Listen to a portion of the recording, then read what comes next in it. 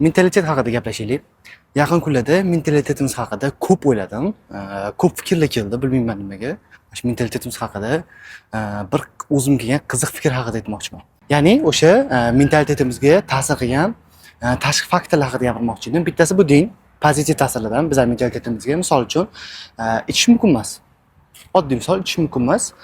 O'sha mentalitetimizda bu bor. Hozirgi kunda bu qo'shilmasmi-yu, bu bor narsa. Misol uchun, ichadigan odamga sal boshqacharoq nazarda qaraladi. Ya'ni ichish bu yaxshi emas. Va ikkinchisi, men sezgan narsam bu hozirgi kunda bu juda ham zo'r. Ya'ni so'kkan insonga, misol uchun, og'zidan yaxshi so'z chiqmagan insonni yaxshi biz qabul qilmaymiz. Misol uchun, televideniyada ham shu, boshqa joyda ham shu, ko'chada ham uncha qasak chalib kutib olinmaydi. Bu yaxshi, albatta bu zo'r. Shunchaki solishtirish misolida, o'ris mentalitetiga qaraydigan bo'lsak, ularda ichish, so'kish bu normal holat.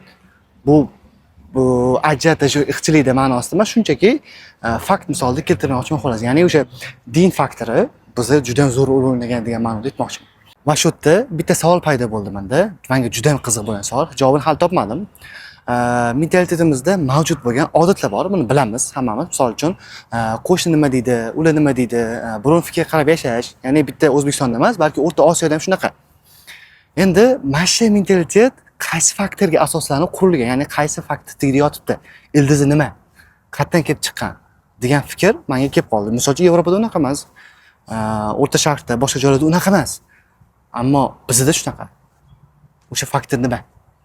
Izohlarda yozib qoldiring. Va albatta obuna bo'lishni unutmang. Bu profilda biz fikrlashamiz.